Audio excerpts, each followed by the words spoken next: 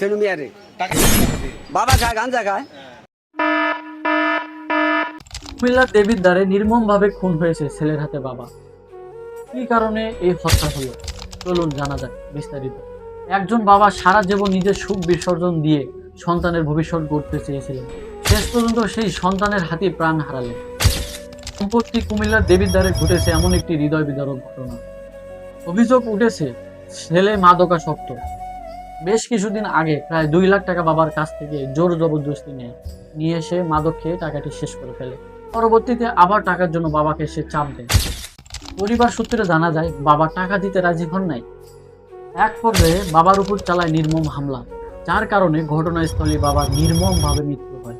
ভাবুন তো, যে বাবা ছোটবেলায় সন্তানের হাত ধরে হাঁটা শেখায়, রাইতে না ঘুমিয়ে অসুস্থ সন্তানের সেবা যত্ন করে, নিজে না খেয়ে সন্তানের মুখে খাবার তুলে দেয়, সেই বাবাকে একদিন সন্তানের হাতে এভাবে মরতে হলো।